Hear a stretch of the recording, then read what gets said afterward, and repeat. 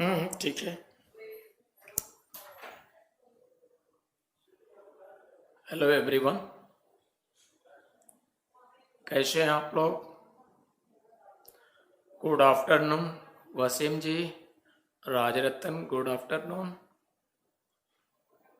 आइए, पिछले क्लास में हम लोग डिस्कस किए थे जुडिशरी से रिलेटेड, और जुडिशरी में हम लोग डिस्कस किए थे, पहुंचे थे यहाँ तक सुप्रीम कोर्ट का ओरिजिनल जुडिक्शन, यानी सर्वोच्च न्यायालय का प्रारंभिक क्षेत्राधिकार ओरिजिनल जुडिक्शन ऑफ सुप्रीम कोर्ट हम लोग डिस्कस किए थे।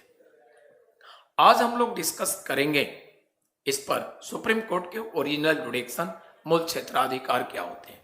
तो आइए देखा जाए। ये होगा, पिछले क्लास में हम लोग डिस्कस किए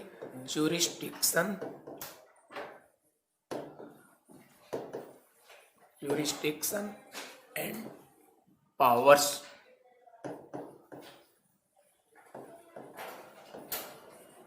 of Supreme Court.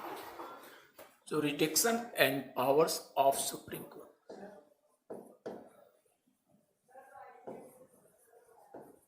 Of Supreme Court. कोई बात। Of Supreme Court. सर्वोच्च न्यायालय की शक्तियां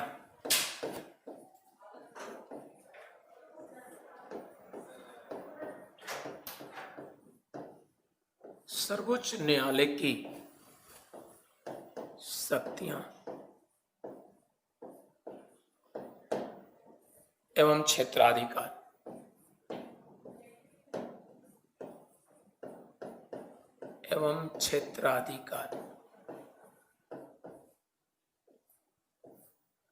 सर्वोच्च न्यायालय की शक्तियां एवं क्षेत्राधिकार। इसमें फर्स्ट पावर होगा, ये होगा ओरिजिनल जुरिस्डिक्शन।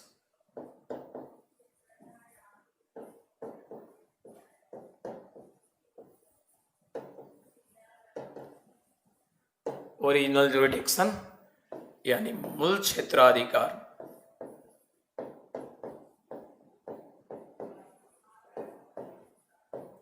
मूल क्षेत्राधिकार या प्रारंभिक क्षेत्राधिकार।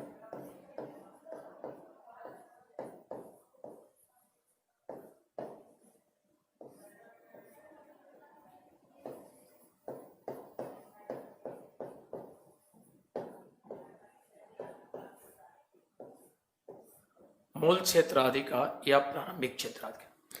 देखिए, ओरिजिनल जुरिस्डिक्शन जो होते हैं प्रारंभिक क्षेत्राधिकार से सेंस है, इसका मीनिंग होता है इस तरह के अधिकार, इस तरह के पावर जो प्रारंभ यहीं पर, अर्थात इस तरह के केसेस जो डायरेक्ट सुप्रीम कोर्ट में प्रारंभ होते हैं और किसी कोर्ट में नहीं। सीधे केसेस सुप्रीम कोर्ट में प्रारंभ होते हैं और किसी कोर्ट में नहीं, बस यहीं पर प्रारंभ हो गए। ऐसे केसेस जो लोअर कोर्ट में नहीं प्रारंभ किए जा सकते, अपील नहीं किए जा सकते, हाई कोर्ट में अपील प्रारंभ नहीं किए जा सकते, ऐसे केस जो डायरेक्ट सुप्रीम कोर्ट में ही प्रारंभ होगा, उन्हीं केसेस को माना गया है वो सुप्रीम कोर्ट के ओरिजिनल जुडिक्शन यानी सर्वोच्च न्यायालय के प्रारंभिक क्षेत्राधिकार के अंतर्गत आते हैं। देखना यह है कि ऐसे कौन से केसेस हैं जो सुप्रीम कोर्ट में ही प्रारंभ हो सकेंगे और किसी कोर्ट में नहीं। आइए देखा जाए। इस तरह के केसेस हैं। नंबर फर्स्ट, जैसे मान लीजिए एक तरफ सेंट्रल गवर्नमेंट, ये सेंटर है, केंद्र है एक तरफ, और दूसरी तरफ वन स्टेट या more than one state dispute हो गया। ये केस डायरेक्ट प्रारंभ कहां होगा? Supreme court. तो ये केस जो होगा, जो सेंटर और किसी स्टेट से डिस्प्यूट है, ये केस किसके अंतर्गत आएगा? ये आएगा ओरिजिनल जुडिक्शन प्रारंभिक क्षेत्राधिकार के अंतर्गत। ठीक है। और नेक्स्ट होगा इस प्रकार से, नेक्स्ट होगा ये होगा इस प्रकार से, जैसे इसमें होगा एक तरफ माना कि सेंटर है and one state, centre and one state, केंद्र और एक राज्य, सेंटर एंड वन स्टेट। ठीक है, सेंटर है एंड वन स्टेट, और दूसरी तरफ हो गया ये वन स्टेट या more than one state, dispute हो गया। तो सेंटर एंड वन स्टेट और दूसरी तरफ वन स्टेट या मोर देन वन स्टेट, ये डिस्प्यूट हो गया। ये भी केस डायरेक्ट कहां प्रारंभ होगा? Supreme court. और नेक्स्ट है इस प्रकार से, नेक्स्ट होगा डिस्प्यूट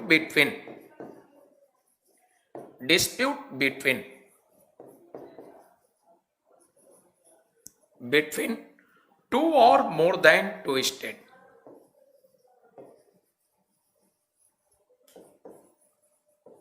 और मोर देन टू स्टेट।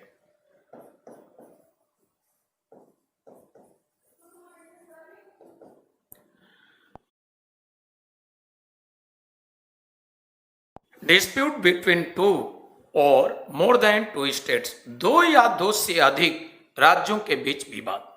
तो इस प्रकार से केसेस हैं, दो राज्य या दो से अधिक राज्यों के बीच जो विवाद होते हैं वो भी केस कहां जाएंगे? Direct supreme court. सपोज कर लीजिए हरियाणा और पंजाब के बिटवीन डिस्प्यूट हो गया, यूपी या बिहार के बिटवीन डिस्प्यूट हो गया। तो यूपी बिहार के बिटवीन जो डिस्प्यूट हुआ, विवाद हुआ, ये केस हो गया दोनों राज्यों में। तो ये केस बिहार के पटना हाई कोर्ट में प्रारंभ नहीं होगा, अपील नहीं होगा।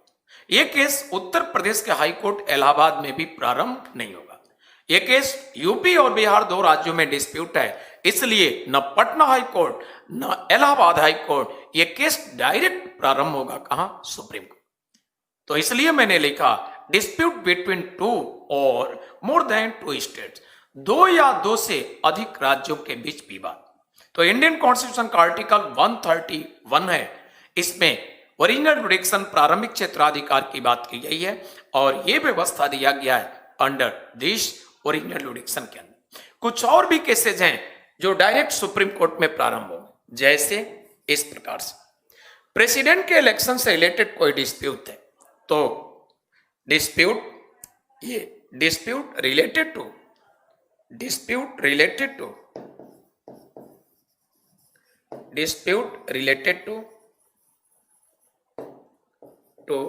इलेक्शन ऑफ प्रेसिडेंट,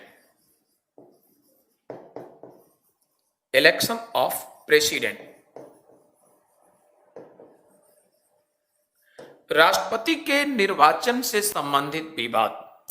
तो कभी भी प्रेसिडेंट का इलेक्शन हुआ, राष्ट्रपति का इलेक्शन निर्वाचन हुआ और उसको लेकर के डिस्प्यूट विवाद हो गया, एक केस इंडिया के किसी हाई कोर्ट्स में नहीं।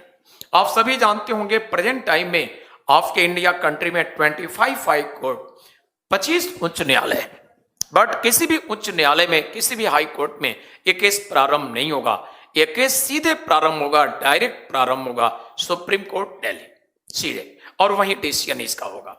और इसी के साथ देखा जाए और भी केसेस हैं, और केसेस क्या है? Dispute related to election of vice president. तो वाइस प्रेसिडेंट, उपराष्ट्रपति का इलेक्शन हुआ और उनसे रिलेटेड कोई डिस्प्यूट होता है, वो भी केस डायरेक्ट कहां पर? Supreme court. तो कमीशन आपसे क्वेश्चन इस प्रकार से करता है, इनमें से कौन सा केस है जो सुप्रीम कोर्ट के ओरिजिनल जुडिक्शन के अंडर आता है? इनमें से कौन सा केस है जो सर्वोच्च न्यायालय के प्रारंभिक क्षेत्राधिकार के अंतर्गत आता है? इस प्रकार से ये व्यवस्था इसमें दिया गया है कि सर्वोच्च न्यायालय के प्रारंभिक क्षेत्राधिकार से रिलेटेड जो मैटर होते हैं वो इन्हीं में से कोई एक ऑप्शन देगा, या ऐसे देगा इनमें से कोई 3 दे दिया और कोई अदर दे दिया। पूछा इनमें से कौन सा केस जो सुप्रीम कोर्ट के ओरिजिनल जुडिक्शन, सर्वोच्च न्यायालय के प्रारंभिक क्षेत्राधिकार के अंडर नहीं आता। तो सभी केसेस आप जानते हैं, इनके अतिरिक्त जो भी केस देगा वह ओरिजिनल जुडिक्शन के अंडर नहीं आते। और इस प्रकार से अर्जुन जी गुड आफ्टरनून, और कुछ लोगों का मैं कमेंट भी देख लूं। सोनू कुमार, अब भी पानी की विवाद है हरियाणा और पंजाब के बीच में, ठीक है, कोई बात नहीं। तो दो राज्यों के बीच जो विवाद होगा आप समझ ही गए होंगे कहां जाएगा। तो किसी भी तरह से दो सरकारों के बीच। आगे देखा जाए वसीम, शुरू में कितने न्यायाधीश थे सर? टोटल जजेस की संख्या शुरू में सुप्रीम कोर्ट में था 8, यानी 1 चीफ जस्टिस एंड 7 अदर जजेस। आज के डेट में व्यवस्था है 1 चीफ जस्टिस एंड 30 अदर जजेस, यानी 1 + 30 31 जज, 31 न्यायाधीश आज के डेट में। और शुरुआत में एक मुख्य न्यायाधीश, 7 अन्य न्यायाधीश, टोटल जज शुरू में थे 8। क्लियर हो गया? तो इस प्रकार से अर्चना जी गुड आफ्टरनून। हम लोग नेक्स्ट चलते हैं और सुप्रीम कोर्ट के नेक्स्ट पावर पर अब हम लोग डिस्कस करेंगे। यहां पर मेरे ख्याल से आप किसी स्टूडेंट को प्रॉब्लम नहीं होगा, सभी लोग इस बात को समझ रहे हैं। तो ओरिजिनल जुडिक्शन प्रारंभिक क्षेत्राधिकार से related civil service, IAS PT में, पीसीएस पीटी में, सीडीएस, सीएपीएफ, सीजीएल अनेक जगह क्वेश्चन हुए हैं। कैसे क्वेश्चन होंगे आप समझ सकते हैं। फिर से एक बार डिस्कस कर दूं। A B C D 4 option दिया, इनमें से कोई एक केस दिया, अदर 3 हैं। पूछेगा कौन एक ओरिजिनल जुडिक्शन ऑफ सुप्रीम कोर्ट के अंडर आता है। सर्वोच्च न्यायालय के प्रारंभिक क्षेत्राधिकार के अंतर्गत इनमें से कौन सा एक केस है। हो गया जवाब, सेलेक्ट कर लेंगे। इनमें से 3 दे दिया, एक अदर। सुप्रीम कोर्ट के ओरिजिनल जुडिक्शन के अंडर इनमें से कौन सा केस नहीं आता। अब आपके पास जवाब है, वो भी हो गया। ठीक है, तो आप समझ जाएंगे इन्हीं में से होगा। इसी के साथ हम लोग नेक्स्ट बातें करते हैं और नेक्स्ट हम लोग बातें करेंगे इस प्रकार से। तो नेक्स्ट बातें करेंगे इस प्रकार से। आइए, ये था ओरिजिनल जुडिक्शन, हम लोग बातें कर लिए। नेक्स्ट हम लोग बातें करते हैं और नेक्स्ट होगा, ये होगा अपीलेट जुडिक्शन।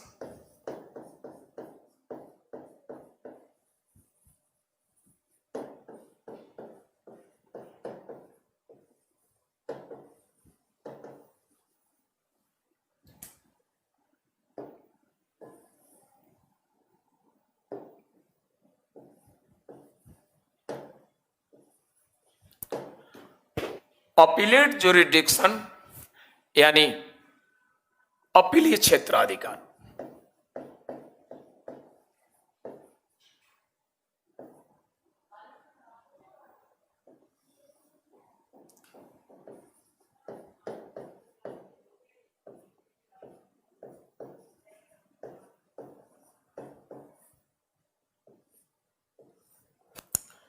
अपीलेट जुडिक्शन, अपीलीय क्षेत्राधिकार।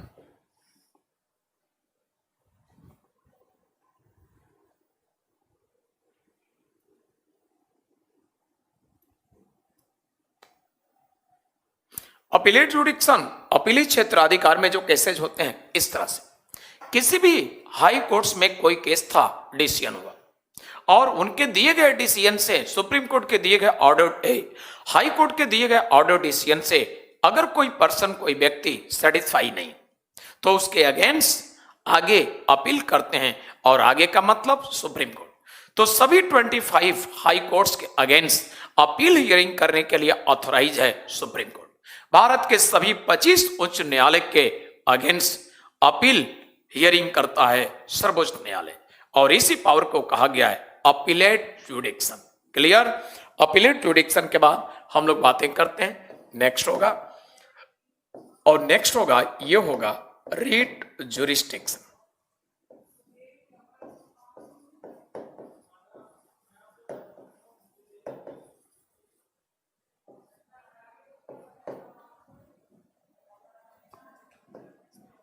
रीट जुरिस्डिक्शन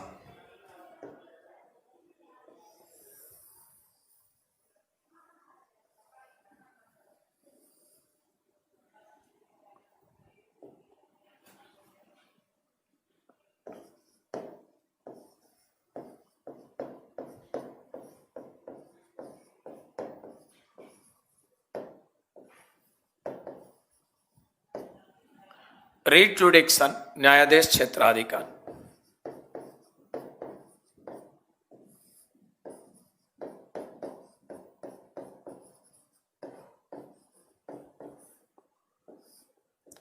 न्यायाधीश क्षेत्राधिकार, रीट जुडिक्शन न्यायाधीश क्षेत्राधिकार। और रीट जुडिक्शन न्यायाधीश क्षेत्राधिकार के अंतर्गत इस प्रकार से व्यवस्था है। ये इंडियन कॉन्स्टिट्यूशन का आर्टिकल होता है, article 32। Under this article supreme court को पावर होता है 5 रेट्स ऑर्डर करने को, 5 रेट ऑर्डर करने को पावर होता है सुप्रीम कोर्ट। तो इस प्रकार से 5 रेट अनुच्छेद 32 के अंतर्गत सर्वोच्च न्यायालय ऑथराइज है 5 रेट ऑर्डर करने के लिए। तो 5 रेट जो ऑर्डर करने को ऑथराइज है, जब कभी भी हमारे आपके फंडामेंटल राइट्स का, हम इंडियन सिटीजन के मूल अधिकारों का कभी भी किसी लॉ से वायोलेशन होता है, किसी कानून से उल्लंघन होता है, तो ऐसे परिस्थिति में व्यवस्था क्या है? ऐसे परिस्थिति में इन्हीं 5 में से कोई एक रीट हम आप एप्लीकेशन देकर डिमांड करते हैं और इस तरह से उस रीट को ऑर्डर करके सुप्रीम कोर्ट हमारे आपके फंडामेंटल राइट्स को प्रोटेक्शन देता है, संरक्षण देता है। और इसी कारण से गार्जियन ऑफ फंडामेंटल राइट्स, मूल अधिकारों का संरक्षक कहा जाता है किसको? सुप्रीम कोर्ट को। तो इस प्रकार से ये व्यवस्था है। अच्छा, सोनू का ये कहना है कि सर 25वां कौन सा है? 25वां से मतलब क्या हाई कोर्ट पूछ रहे हैं सोनू? अगर हाई कोर्ट पूछ रहे हैं तो 25वां होगा तेलंगाना। हो गया? चलिए, तो इस प्रकार से ये रीट ऑर्डर करने के लिए ऑथराइज है, इसलिए इसको कहते हैं रीट जुरिस्डिक्शन। और आइए इसी के बाद नेक्स्ट पावर की बातें करते हैं। तो number first original jurisdiction, second appellate jurisdiction, और थर्ड हो गया रीट जुरिडिक्शन, फोर्थ हो गया ये होगा a court of record. A court of record, अभिलेखों का न्यायालय।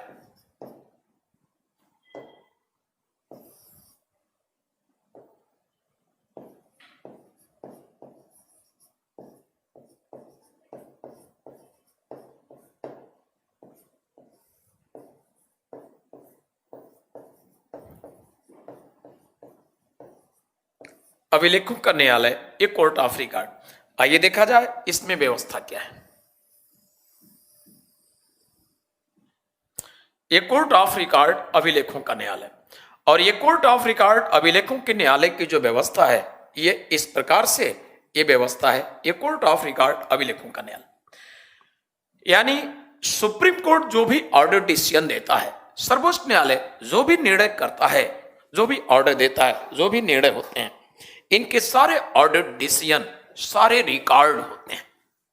और ये कोर्ट ऑफ रिकॉर्ड का स्टेटस जो दिया गया है सुप्रीम कोर्ट को, सिर्फ सुप्रीम कोर्ट को ही नहीं, इंडियन कॉन्स्टिट्यूशन के द्वारा ये कोर्ट ऑफ रिकॉर्ड का status supreme court and high court both court को है। तो भारत के सर्वोच्च न्यायालय और उच्चतम न्यायालय दोनों को एक कोर्ट ऑफ रिकॉर्ड का स्टेटस है। और इस प्रकार से एक कोर्ट ऑफ रिकॉर्ड का जो स्टेटस है, अंडर दिस इनको यह भी पावर दिया गया है सुप्रीम कोर्ट हाई कोर्ट को, माना कि कोई भी ऑर्डर डिसीजन इन्होंने दिया और हम आप कोई भी इनका अवज्ञा करते हैं, उल्लंघन करते हैं, तो ऐसे परिस्थिति में सुप्रीम कोर्ट हाई कोर्ट को पावर है कंटेम्प्ट ऑफ कोर्ट, न्यायालय की अवज्ञा माना जाएगा और ये उस पर्सन व्यक्ति को पनिशमेंट दंड दे सकते हैं। तो ये कोर्ट ऑफ रिकॉर्ड के अंडर इनको कंटेम्प्ट ऑफ कोर्ट के मामले में पनिशमेंट देने का भी पावर दिया गया। आइए देखा जाए कंटेम्प्ट ऑफ कोर्ट की जो व्यवस्था दी गई है वो व्यवस्था इस प्रकार से।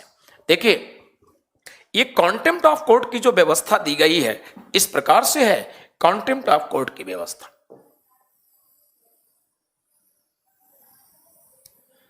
कंटेम्प्ट ऑफ कोर्ट की व्यवस्था इस प्रकार से ये है। कंटेम्प्ट ऑफ कोर्ट यानी हिंदी में आप कहेंगे न्यायालय की अवज्ञा।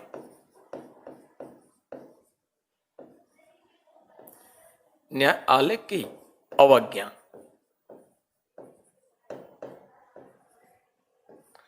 और कंटेम्प्ट ऑफ कोर्ट न्यायालय की अवज्ञा की जो बात की गई है, ये कंटेम्प्ट ऑफ कोर्ट न्यायालय की अवज्ञा की बात देखा जाए तो ये 2 टाइप्स के होते हैं। नंबर फर्स्ट कहेंगे सिविल कंटेम्प्ट, ये होता है सिविल कंटेम्प्ट।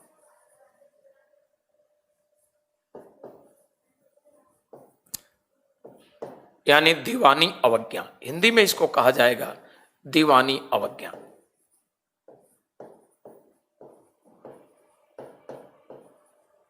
दीवानी अवज्ञा।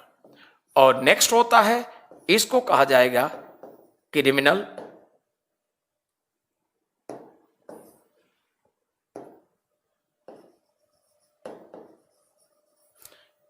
कंटेम्प्ट। क्रिमिनल कॉन्टेम्प्ट यानी फौजदारी अवज्ञा।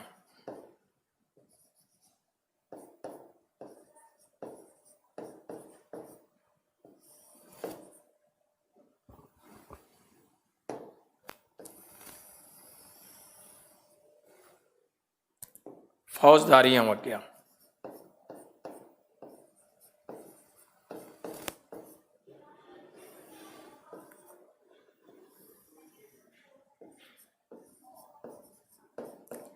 फौजदारी अवज्ञा। तो इस प्रकार से civil contempt and criminal contempt दो प्रकार के कॉन्टेम्प्ट समझिएगा। दोनों मामलों में पनिशमेंट की जो व्यवस्था है किस प्रकार से इनको हम लोग समझते हैं। सिविल कॉन्टेम्प्ट जो कहा जाता है, दीवानी अवज्ञा, जब मान लीजिए सुप्रीम कोर्ट ने कोई ऑर्डर डिसीजन दिया, हाई कोर्ट ने कोई ऑर्डर डिसीजन दिया और उस मामलों में अगर कोई क्रिटिसाइज करता है कि सुप्रीम कोर्ट का ऑर्डर ऐसा है, ये गलत है, एटसेट्रा, यानी सुप्रीम कोर्ट के दिए गए डिसीजन के अगेंस्ट कोई बातें अपने वक्तव्य देता है तो अवज्ञा करता है, इसको कहा जाएगा सिविल कॉन्टेम्प्ट, दीवानी अवज्ञा। लेकिन सुप्रीम कोर्ट का कोई जज डिसीजन ऑर्डर किया, 1 2 3 4 5 जो भी, या सिंगल जज, ठीक है, अब उनके दिए गए डिसीजन के अगेंस्ट कोई स्टेटमेंट नहीं, बल्कि देखा जाए तो उस पर्टिकुलर जज के नेम बाय नेम उल्टा सीधा अगर बहुत अभद्र शब्दों का इस्तेमाल करता है तो इसलिए उसको सिविल कॉन्टेम्प्ट नहीं कहा जाएगा, क्रिमिनल कॉन्टेम्प्ट। फिर से सुनिए, अगर सुप्रीम कोर्ट के दिए गए डिसीजन के अगेंस्ट कुछ बोलता है, उस दिए गए सुप्रीम कोर्ट न्यायपालिका के डिसीजन का अवज्ञा करता है तो सिविल कॉन्टेम्प्ट, दीवानी अवज्ञा। लेकिन पर्टिकुलर जज का बाय नेम भर्त्सना करता है, क्रिटिसाइज, उल्टे सीधे शब्दों का इस्तेमाल करता है, निंदा करता है बड़े भद्दे शब्दों से, और डिसीजन का नहीं, पर्टिकुलर बाय नेम उस जज का, तो इसको सिविल कॉन्टेम्प्ट नहीं कहेंगे, इसको कहेंगे फौजदारी अवज्ञा, क्रिमिनल कॉन्टेम्प्ट। और ध्यान दीजिएगा, कॉन्टेम्प्ट ऑफ कोर्ट के जो पावर अधिकार दिए गए ये दोनों कोर्ट को इस प्रकार से, तो सिविल कॉन्टेम्प्ट क्या है, यानी सिविल कॉन्टेम्प्ट क्या है और क्रिमिनल कॉन्टेम्प्ट क्या है, ये दोनों बातें आपने समझा। मैंने बताया कि सुप्रीम कोर्ट और हाई कोर्ट दोनों को ये पावर है। तो इसमें कॉन्टेम्प्ट की जो बात की गई है इस प्रकार से, contempt of court, contempt of court यानी न्यायालय की अवज्ञा की जो बात है ये दोनों कोर्ट को है, यानी सुप्रीम कोर्ट को ये पावर है किस आर्टिकल के अंडर, ये पावर है आर्टिकल 129, और कॉन्टेम्प्ट ऑफ कोर्ट का पावर है हाई कोर्ट को, सॉरी ये पावर है हाई कोर्ट को, और हाई कोर्ट को ये पावर है, हाई कोर्ट को ये पावर है अंडर आर्टिकल 250। तो सेपरेटली दोनों को पावर है, high court and supreme court को। तो आपसे यह भी पूछा जा सकता है कि सुप्रीम कोर्ट को कॉन्टेम्प्ट ऑफ कोर्ट का जो पावर है, पनिशमेंट ऑर्डर करने का, इस तरह के जो पावर है, किस आर्टिकल के अंडर, आपका जवाब 129। और पूछा गया हाई कोर्ट को यह पावर किस आर्टिकल के अंडर, तो यह भी अब क्लियर है, यानी न्यायालय की अवज्ञा के पावर सर्वोच्च न्यायालय को अनुच्छेद 129 में, और उच्च न्यायालय को पावर है 215 अनुच्छेद। ये है न्यायालय की अवज्ञा। तो ये न्यायालय की अवज्ञा की शक्ति है, और ये अवज्ञा की शक्ति सर्वोच्च न्यायालय को है अनुच्छेद 129 में, और उच्च न्यायालय को है किसमें, ये दिया गया है अनुच्छेद 215। तो इस प्रकार से separately supreme court and high court दोनों को ये पावर दिया गया है, कॉन्टेम्प्ट ऑफ कोर्ट, न्यायालय की अवज्ञा, और ये अधिकार power both court, supreme court high court को दोनों को आते हैं किसमें, एक कोर्ट ऑफ रिकॉर्ड। ठीक है, आइए देखा जाए अभिलेखों का न्यायालय, आप समझ गए। इसी के बाद हम लोग नेक्स्ट पावर की बातें करेंगे, और नेक्स्ट पावर होगा ये पावर इस प्रकार से। नेक्स्ट पावर जो होगा ये होगा, ये फिफ्थ होगा, और फिफ्थ होगा पावर ऑफ जुडिशियल रिव्यू।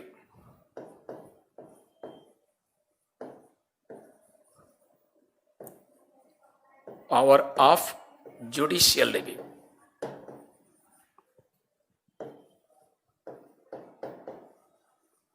न्यायिक समीक्षा की शक्ति।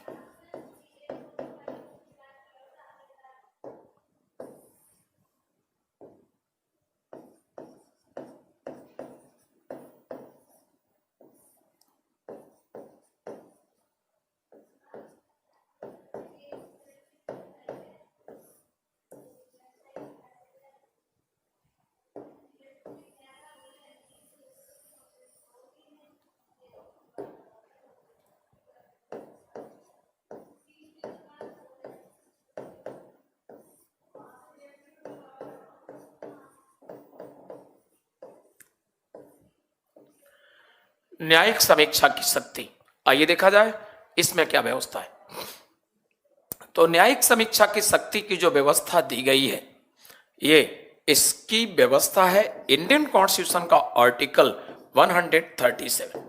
तो अनुच्छेद 137 में जो जुडिशियल रिव्यू का पावर है अंडर दिस व्यवस्था है, जब कभी भी इंडिया गवर्नमेंट कोई लॉ मेकिंग करती है, भारत की सरकार कभी भी कोई कानून बनाती है, अगर किसी भी इंडियन सिटीजन के निगाह में, किसी भी भारत के नागरिक के निगाह में वह लॉ, वह कानून कॉन्स्टिट्यूशन के अकॉर्डिंग नहीं, वह कानून संविधान में दी गई व्यवस्था के अकॉर्डिंग नहीं है, तो ऐसे परिस्थिति में हम आप कोई भी नागरिक सुप्रीम कोर्ट में डायरेक्ट चैलेंज कर देते हैं। अब जुडिशरी के जजेस, सुप्रीम कोर्ट के न्यायाधीश उसका रिव्यू करते हैं, समीक्षा करते हैं, और जुडिशरी चूंकि रिव्यू करती है इसलिए इसको कहा गया है जुडिशियल रिव्यू। न्यायपालिका चूंकि समीक्षा करती है इसलिए इसको कहा गया है न्यायिक समीक्षा। और इस प्रकार से ये समीक्षा के आफ्टर ये डिसीजन देते हैं। तो इस तरह से judicial review, power of judicial review supreme court, high court दोनों को होता है।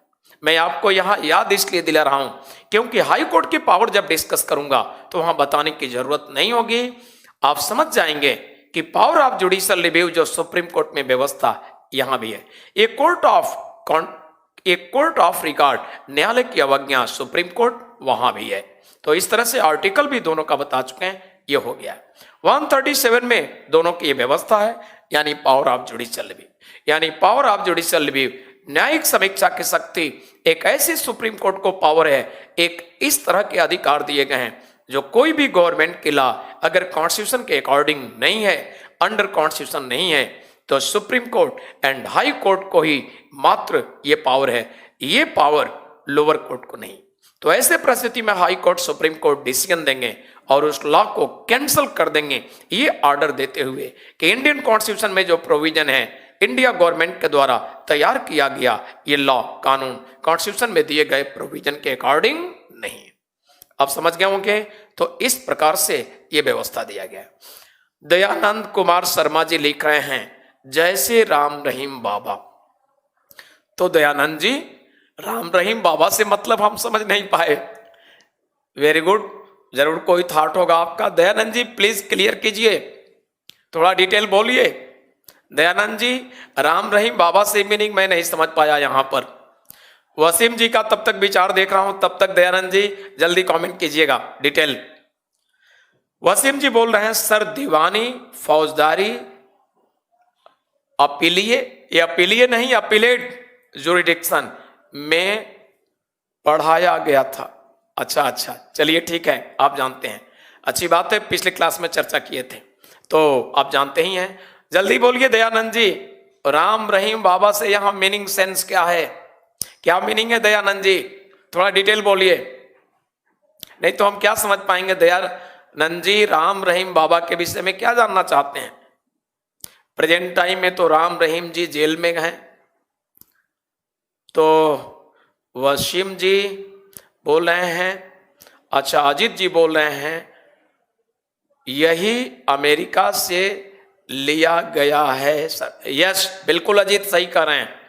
तो जुडिशियल रिव्यू का जो पावर है सुप्रीम कोर्ट, हाई कोर्ट को, ये बिल्कुल सही आपने कहा।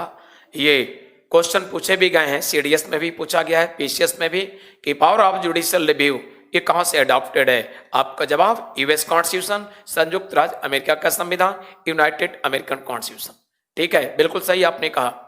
तो दयानंद जी अभी राम रहीम के आप कुछ कहे नहीं, कमेंट नहीं दिए, तो कैसे समझा जाए कि राम रहीम से कंपेयर किए? मतलब नहीं समझ में आया, लेकिन लगता है आप कमेंट नहीं करेंगे। शायद दयानंद जी आप सोच रहे हैं नहीं, अगर आप अपने विचार देते तो हमारे और भी स्टूडेंट समझ सकते थे कि राम रहीम के विषय में क्या कहना चाहते हैं, क्या जानते हैं। नहीं बोलेंगे दयानंद जी। चलिए, तो आप बच्चों, दयानंद जी राम रहीम के विषय में जो आप लोगों को जानकारी देना चाहते थे वो नहीं दे पा रहे हैं, बस शॉर्ट में एग्जाम्पल दिए हैं जैसे राम रहीम, लेकिन राम रहीम के विषय में क्या ये नहीं क्लियर कर रहे हैं। कोई बात नहीं। गौरव माथुर जी का कहना है कि सर हाई कोर्ट में भी रीट डाली जा सकती है। गौरव जी सबसे पहले समझिए, रीट डाली जा सकती है मत बोलिएगा, एप्लीकेशन दी जा सकती है। न्यायपालिका से हम आप आवेदन करते हैं, रिक्वेस्ट करते हैं, निवेदन करते हैं, एप्लीकेशन देते हैं। ठीक है, तो आप डाली जाए, रखी जाए, ये नहीं, शब्द अच्छा नहीं है। ठीक है, तो ये ध्यान दीजिए गौरव जी, अंडर आर्टिकल 226 अभी मैं हाई कोर्ट पढ़ाने वाला हूं। रीट ऑर्डर करने के लिए ऑथराइज है हाई कोर्ट। फंडामेंटल राइट्स पढ़ाते वक्त भी ये बात बता चुका हूं। और अंडर आर्टिकल 32 रीट के लिए ऑथराइज सुप्रीम कोर्ट। तो इस प्रकार से मैं आपको बता चुका हूं, सुप्रीम कोर्ट और हाई कोर्ट दोनों को रीट ऑर्डर करने के लिए इंडियन कॉन्स्टिट्यूशन ने ऑथराइज किया है और दोनों का आर्टिकल सेपरेट है। तो इस तरह से आप समझ गए होंगे गौरव जी, आपके क्वेश्चन के जवाब हो गए। आइए देखते हैं। अच्छा, वसीम जी ये कर रहे हैं, इंटरप्रिटेशन क्या है? समझिए वसीम, दरअसल आप सभी लोग भी सुनिए, वसीम जी का क्वेश्चन ठीक ही है, महत्वपूर्ण क्वेश्चन है ये, आपको भी अन्यों को भी डाउट हो सकता है, तो समझिएगा। दरअसल इंडियन कॉन्स्टिट्यूशन में बहुत सारे प्रोविजन इंडियन कॉन्स्टिट्यूशनल असेंबली के मेंबर दिए। तो इंडियन कॉन्स्टिट्यूशन में बहुत सारी व्यवस्था इंडियन कॉन्स्टिट्यूशनल असेंबली के मेंबर राइट किए हैं, लिखे हैं, दिए हैं। लेकिन कुछ ऐसे प्रोविजन आपके कॉन्स्टिट्यूशन में उन्होंने मेंशन किया जो बहुत क्लियर अच्छे से डिफाइन नहीं किया। यानी जो भी प्रोविजन दिया असेंबली के मेंबर, कुछ ऐसे हैं जो बहुत अच्छे से परिभाषित नहीं किया, डिफाइन नहीं किया, क्लियर स्पष्ट नहीं किया। तो आप किसी थीम, किसी व्यवस्था से जो रिटेन है, आप क्लियर नहीं है, स्पष्ट नहीं हो रहा है, तो हम आप जैसे इंडियन सिटीजन सुप्रीम कोर्ट में डायरेक्ट चैलेंज करते हैं और हमारा सुप्रीम कोर्ट उसको बहुत अच्छे से डिफाइन करके, सिंप्लीफाई करके, क्लियर करके अब सामने रखता है। तो इस तरह से इंडियन कॉन्स्टिट्यूशन को इंटरप्रेट करने का, व्याख्या करने का पावर किसको है? सुप्रीम कोर्ट को। इसलिए सुप्रीम कोर्ट को कहा जाता है कि भारतीय संविधान का इंटरप्रेटर है, इंडियन कॉन्स्टिट्यूशन का व्याख्याता है। तो यह है मीनिंग ऑफ इंटरप्रिटेशन। संविधान की व्याख्या से मतलब क्या है आप समझ गए होंगे।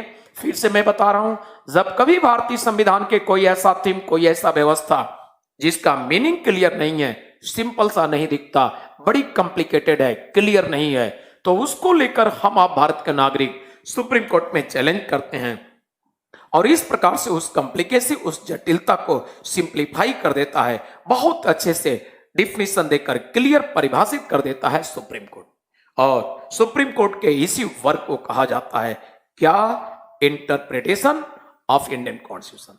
इसलिए सुप्रीम कोर्ट को माना गया है कि सर्वोच्च न्यायालय भारतीय संविधान का व्याख्याता है, interpreter of Indian constitution supreme court, इसलिए माना गया है। तो इस प्रकार से हम लोग अब क्लियर होंगे, आप लोग भी क्लियर होंगे। अच्छा, तो अजीत कुमार जी ने कुछ कहा है कि सर इससे प्रॉब्लम हो सकता है। क्या प्रॉब्लम हो सकता है भाई? अजीत अपनी बातों को क्लियर कीजिए, तो कोई प्रॉब्लम होगा ही नहीं, कैसे प्रॉब्लम होगा? अजीत फिर बोल रहे हैं कि नयाल ने अपना बात से मुकर। ये क्या लिख रहे हैं भाई? बात ऐसा लिखिए जो हम समझ सकें। नयाल क्या?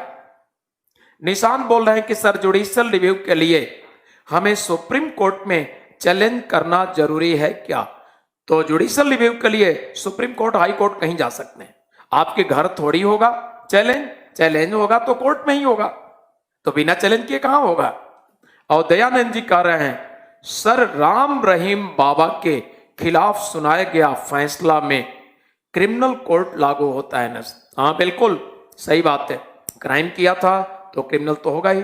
आइए देखा जाए, लेकिन कंटेम्प्ट ऑफ कोर्ट उनको नहीं कहा जाएगा क्योंकि न्यायालय की अवज्ञा वहां नहीं था कि किसी जज के अगेंस्ट उन्होंने कुछ नहीं, वो तो क्राइम किए थे इसलिए कोर्ट ने पनिशमेंट दिया। ठीक है, वहां कंटेम्प्ट की बात नहीं है। ठीक है दयानंद जी, आगे हम लोग चलते हैं। अजीत कुमार जी कोर्ट का स्पेलिंग लिख रहे हैं, कोर्ट का स्पेलिंग CORT नहीं होता है, COURT, सुधारें। सोनू लिख रहे हैं आगे। अच्छा चलिए भाई सोनू जी, आपका निर्देश है, मैं आगे बढ़ रहा हूं, लेकिन कुछ स्टूडेंट के जो डाउट प्रॉब्लम है वो भी देखना जरूरी होता है सोनू जी, तो आपके आदेश को मैं फॉलो कर रहा हूं, चिंता न कीजिए, लेकिन कुछ के डाउट हैं इग्नोर नहीं किए जा सकते। नीरज जी का भी देख लिया जाए, सर प्लीज इग्नोर कमेंट। चलिए कुछ महत्वपूर्ण कमेंट है तो देखना जरूरी होता है। आइए हम नेक्स्ट रखते हैं, हम लोग बातें करेंगे 6 पावर, और 6 नंबर का जो पावर होता है वो इस प्रकार से 6 नंबर के पावर होते हैं, और 6 नंबर के पावर हैं ये इस प्रकार से। ये होता है advisory jurisdiction.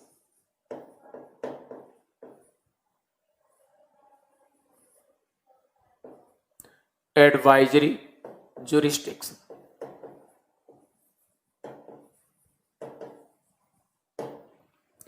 Advisory jurisdiction Hindi में कहा जाता है परामर्शीय क्षेत्राधिकार।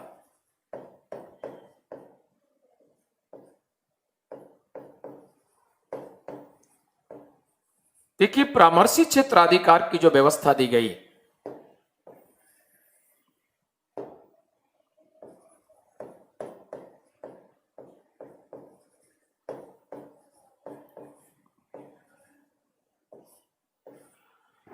परामर्शी क्षेत्राधिकार की जो व्यवस्था दी गई है ये है इंडियन कॉन्स्टिट्यूशन की आर्टिकल 143। ये 143 अंडर दिस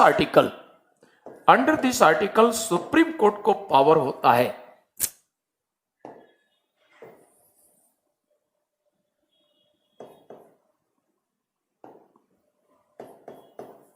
आर्टिकल 143 अनुच्छेद 143 में सुप्रीम कोर्ट को पावर होता है एडवाइज करने का। और ये सुप्रीम कोर्ट एडवाइज किसको करता है? ये करता है प्रेसिडेंट। तो सर्वोच्च न्यायालय एडवाइस परामर्श करता है under this article supreme court को, और ये सुप्रीम कोर्ट एडवाइस प्रेसिडेंट राष्ट्रपति को। समझिए कैसे सिचुएशन में, जब कभी भी कोई लॉ कानून का मैटर है और कोई भी लॉ का मैटर है, उस मैटर में सुप्रीम कोर्ट उस मामले में सर्वोच्च न्यायालय किसी भी तरह से कोई भी लॉ का मैटर है सेंट्रल गवर्नमेंट के समक्ष, कोई विधि का मुद्दा है, कोई विधि का विषय लॉ का मैटर है, और सुप्रीम कोर्ट से उस मामले में सेंट्रल गवर्नमेंट एडवाइस चाहती है। माना कि लॉ का कोई मैटर है और सेंट्रल गवर्नमेंट के समक्ष बड़ी कॉम्प्लिकेसी है, ओह की स्थिति में बड़ी कॉम्प्लिकेसी है, तो सेंट्रल गवर्नमेंट चाहती है परामर्श एडवाइस। तो ऐसे परिस्थिति में सेंट्रल गवर्नमेंट भारत की सरकार रिकमेंड करती है प्रेसिडेंट को, और सेंट्रल गवर्नमेंट के रिकमेंडेशन आने के बाद, केंद्र सरकार के अनुशंसा सिफारिश के बाद प्रेसिडेंट एडवाइस डिमांड करते हैं सुप्रीम कोर्ट से, और सुप्रीम कोर्ट कॉन्स्टिट्यूशनली ऑथोराइज है, संवैधानिक दृष्टि से सर्वोच्च न्यायालय को पावर है अनुच्छेद 143 के अंतर्गत। अब एससी यानी सुप्रीम कोर्ट एडवाइस देगा किसको? राष्ट्रपति को। तो इस प्रकार से कमीशन आपसे क्वेश्चन कर चुका है, सीपीयू में एक क्वेश्चन किया गया है, किस आर्टिकल के अंडर सुप्रीम कोर्ट ऑथराइज है सेंट्रल गवर्नमेंट प्रेसिडेंट को एडवाइज करने के लिए? आर्टिकल आपके सामने है 143, ऑप्शन में होगा, सही जवाब है। एक चीज और, राजस्थान पीसीएस और बिहार पीसीएस भी यहां से क्वेश्चन कर चुका है। क्वेश्चन यह किया गया है कि सुप्रीम कोर्ट का एडवाइजरी जुडिक्शन का जो प्रोविजन है किस कंट्री के कॉन्स्टिट्यूशन से एडॉप्टेड है? ये राजस्थान पीसीएस पीटी में भी पूछा है, बिहार पीसीएस भी पीटी में पूछा है। अब आपका जवाब क्या होगा, बोलिएगा आप लोग। तो सुप्रीम कोर्ट के ओरिजिनल जुडिक्शन परामर्शदात्री क्षेत्राधिकार जो है 143 में, यह व्यवस्था इंडियन कॉन्स्टिट्यूशन में किस कंट्री से व्यवस्था लिया गया? ये किस कंट्री की व्यवस्था है? कितने लोग जवाब देंगे? जल्दी अपने जवाब लिखिए। और ये बात मैं पढ़ा चुका हूं, बता चुका हूं। जल्दी लिखिए नीचे जवाब। किस कंट्री की ये व्यवस्था है? तो अजीत कुमार, सोनू, राजरत्न, जो भी हैं, वसीम, अपने जवाब लिखिए। अच्छा, वसीम का जवाब है यूएसए।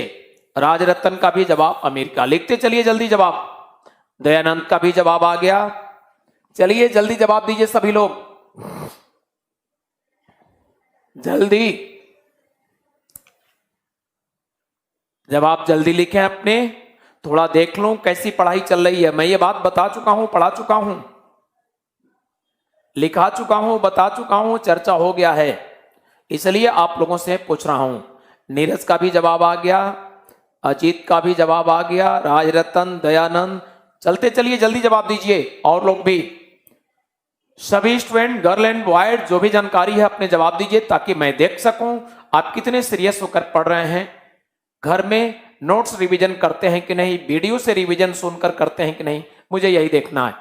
तो कृतिका का भी जवाब आ गया, रोहित का भी जवाब आ गया। जल्दी जवाब दीजिए, नेक्स्ट जवाब जल्दी।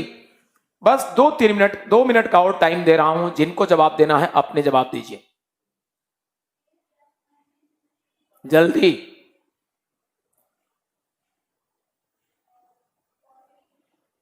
जवाब जल्दी दीजिए। सोनू, अर्जुन, सबका जवाब आ गया। अभी बहुत लोग बाकी हैं जो जुड़े हुए हैं लाइव और जवाब नहीं दे रहे हैं। मैं सबका जवाब चाहूंगा, जल्दी कीजिए। अर्चना, चलिए आ गया। राजरत्न अपने जवाब को चेंज कर रहे हैं, नकल तो नहीं कर रहे हैं। तो आप अभी जवाब कुछ और दिए थे, अब जवाब बदल रहे हैं, ठीक है।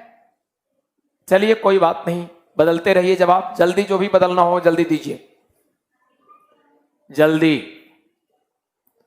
जल्दी। और लोग भी जवाब नोट कर रहे हैं, लिख रहे हैं, जल्दी कीजिए।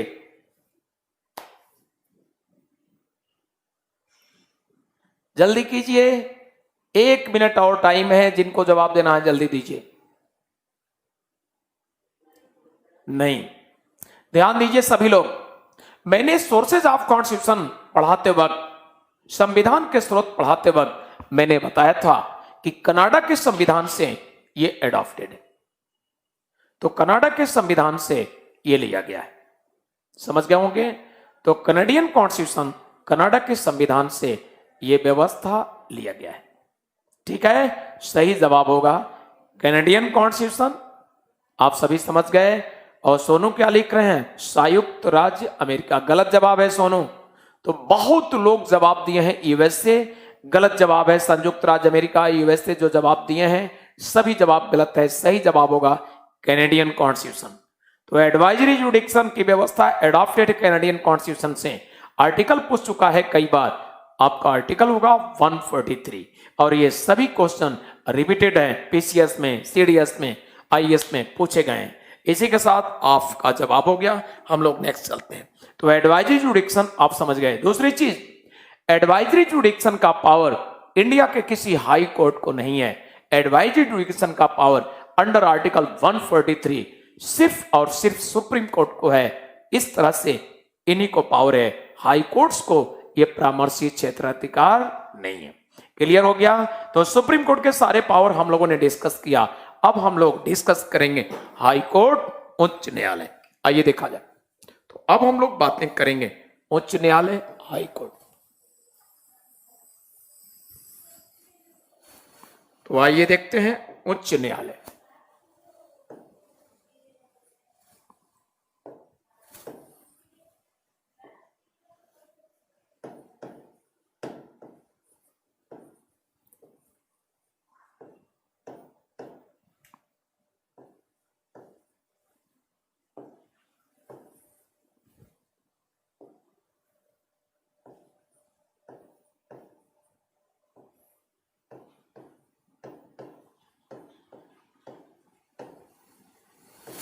उच्च न्यायालय, high courts.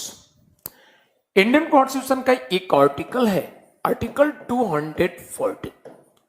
Under this article Indian constitution में व्यवस्था है कि सेपरेट स्टेट के लिए एक एक हाई कोर्ट्स स्टैब्लिश होंगे।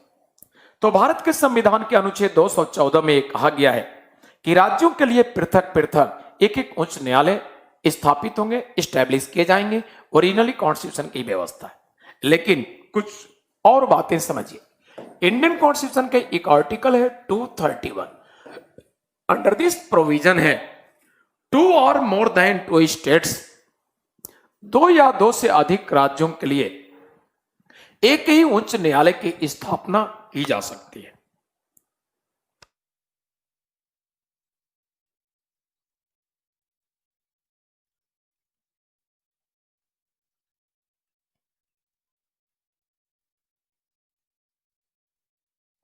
कार से आपके कॉन्स्टिट्यूशन में दोनों व्यवस्थाएं हैं, यानी अंडर आर्टिकल 14 ओरिजिनली कॉन्स्टिट्यूशन की व्यवस्था है सेपरेट स्टेट के लिए एक एक हाई कोर्ट, और अंडर आर्टिकल 231 यह भी व्यवस्था है कि 2 या 2 से अधिक राज्यों के लिए एक हाई कोर्ट, एक उच्च न्यायालय की व्यवस्था होगी। दोनों बातें हैं। तो इस प्रकार से आज के डेट में देखा जाए तो व्यवस्था भी दोनों है, यानी उत्तर प्रदेश राज्य के लिए separate high court Allahabad high court, Bihar के लिए separate high court Patna high court. लेकिन आप जानते होंगे ऐसे भी हाई कोर्ट्स हैं जो 2 या 2 से अधिक स्टेट के लिए, जैसे Calcutta high court, Guwahati high court, Bombay high court, Kerala high court, Chandigarh high court etcetera. ऐसे हाई कोर्ट्स हैं जो 2 या 2 से अधिक राज्य क्षेत्रों के लिए। तो दोनों प्रकार की व्यवस्था आपके डेट्स आपके कंट्री में दिए गए। और इसी के बाद सबसे पहले हम लोग ये डिस्कस कर लें कि बिफोर फ्रीडम, आजादी से पहले जो हाई कोर्ट्स की व्यवस्था थी, एक गिलास हो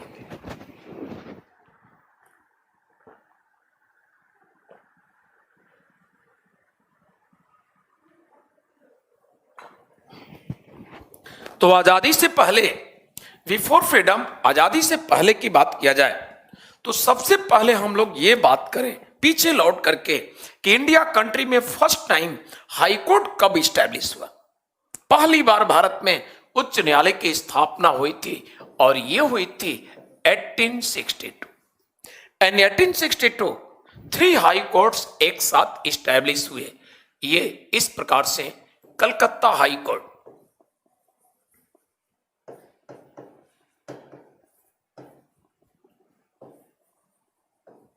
कलकत्ता उच्च न्यायालय, और next Madras high court, Madras उच्च न्यायालय, और नेक्स्ट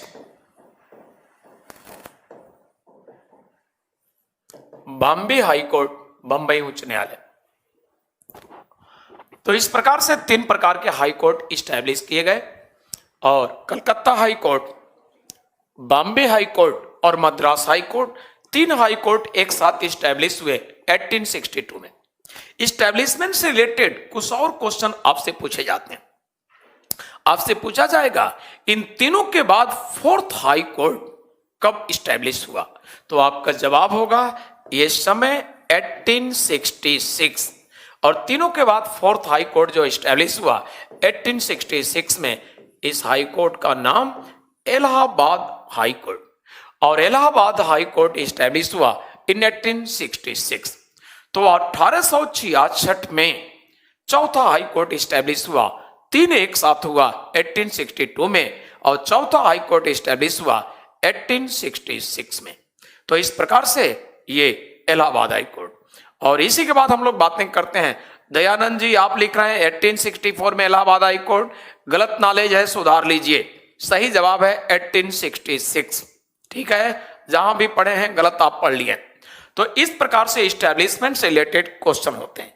और अब हम लोग बातें करेंगे जो मैंने अभी बात किया आर्टिकल 214 में सेपरेट स्टेट के लिए एक एक हाई कोर्ट, और 231 में व्यवस्था है 2 और मोर देन 2 स्टेट एक हाई कोर्ट, यानी एक ही उच्च न्यायालय कई राज्यों की न्यायिक व्यवस्था देख सकता है 231 अनुच्छेद के अनुसार, और 214 के अनुसार एक राज्य के लिए एक। दोनों व्यवस्था आज मूव कर रहा है, कंटिन्यू है, चल रहा है। तो आज हम लोग बातें करेंगे उच्च न्यायालय के जजेस अपॉइंटेड कैसे। पिछले क्लास में मैं बता चुका हूं सुप्रीम कोर्ट और हाई कोर्ट दोनों कोर्ट्स के जजेस के अपॉइंटमेंट की व्यवस्था सेम है। मैंने डिटेल बताया था कि ओरिजिनली कॉन्स्टिट्यूशन में कैसे व्यवस्था था, फिर मैंने बताया कि उसके बाद व्यवस्था चेंज हुआ कैसे, बाई कॉलेजियम। ओरिजिनली बताया कि सेंट्रल गवर्नमेंट नेम रिकमेंड करने की व्यवस्था था, राष्ट्रपति सिर्फ सिग्नेचर। आफ्टर दिस बताया कि कॉलेजियम के द्वारा लिस्ट तैयार करना और फिर नाम सेलेक्ट करने का पावर सेंट्रल गवर्नमेंट, प्रेसिडेंट सिर्फ सिग्नेचर।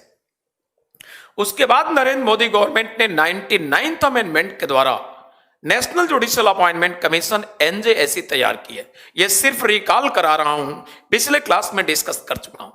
आफ्टर दिस ये भी व्यवस्था सुप्रीम कोर्ट कैंसिल कर दिया और कॉलेजियम जो व्यवस्था पहले से चल रहा था उसको फिर से कंटिन्यू कर दिया। तो आज वही चल रहा है कॉलेजियम व्यवस्था, जिसमें एक चीफ जस्टिस सुप्रीम कोर्ट के, 4 अदर जजेस ऑफ सुप्रीम कोर्ट, और इस तरह से ये लिस्ट तैयार करते हैं और उसमें से नेम सेलेक्ट करती है इंडिया गवर्नमेंट, सिग्नेचर राष्ट्रपति करते हैं। तो इस प्रकार से ये व्यवस्था आज किया गया है। और इसी के साथ देखा जाए तो अपॉइंटमेंट की व्यवस्था आप समझ गए। हम लोग बातें करेंगे सुप्रीम कोर्ट के हाई कोर्ट के जजेस की योग्यता। तो आइए देखा जाए, क्वालिफिकेशन की बात किया जाए, योग्यता की बात किया जाए तो सुप्रीम कोर्ट के जज की योग्यता इस प्रकार से। इनकी योग्यता नंबर फर्स्ट क्या होना चाहिए, इन्हें भारत का नागरिक होना चाहिए। तो सबसे पहले इनके लिए दिया गया भारत का नागरिक यानी सिटीजन्स ऑफ इंडिया, सबसे पहले। नेक्स्ट इनके लिए व्यवस्था दिया गया है, और व्यवस्था क्या है, इनके लिए नेक्स्ट व्यवस्था दिया गया है कि कम से कम 10 वर्षों तक एज ए जज एक्सपीरियंस, 10 इयर्स तक न्यायाधीश पद पर रहने का अनुभव। और जज न्यायाधीश पद पर रहने का अनुभव का मतलब क्या हुआ, डिस्ट्रिक्ट में। जाहिर सी बात है हाई कोर्ट के जज की योग्यता की बात हो रही है तो उसके नीचे के ही जज रहने का अनुभव की बात होगी, यानी डिस्ट्रिक्ट जज में, जिला न्यायालय में कम से कम 10 वर्षों तक न्यायाधीश रहे। तो भारत का ऐसा कोई नागरिक जो जज नहीं रहा है लेकिन तब भी हाई कोर्ट के जज की योग्यता माना जाएगा अगर तीसरी योग्यता को कंप्लीट करता है। तीसरी योग्यता क्या है, कम से कम 10 इयर्स तक एज ए एडवोकेट एक्सपीरियंस, वकालत करने का अनुभव कम से कम कितनों वर्षों का हो, 10 वर्षों का। और ये वकालत का एक्सपीरियंस हाई कोर्ट की वकालत का एक्सपीरियंस मान्य होगा, हाई कोर्ट से नीचे का सबऑर्डिनेट कोर्ट, लोअर कोर्ट का एक्सपीरियंस मान्य नहीं होगा। तो ये ध्यान दीजिए, एटलीस्ट लेवल वकालत का है हाई कोर्ट, इनके ऊपर का वकालत हो माना जाएगा, बट हाई कोर्ट्स के नीचे का वकालत 20 वर्ष का होगा, माने नहीं होगा। तो एटलीस्ट 10 इयर्स एक्सपीरियंस वकालत करने का एज ए एडवोकेट प्रैक्टिस का होना चाहिए। तो ध्यान दीजिए, भारत का कोई नागरिक जो इन दोनों में से कोई भी योग्यता फुलफिल करता है बस हाई कोर्ट के जज के योग्य होगा। एक क्वेश्चन मैं आप लोगों से पूछना चाहूंगा, एमपीपीसीएस पीटी में एक बार क्वेश्चन पूछा है, इनमें से कौन सी योग्यता है जो हाई कोर्ट सुप्रीम कोर्ट दोनों के लिए कॉमन नहीं है, अनकॉमन है, सिर्फ सुप्रीम कोर्ट के लिए।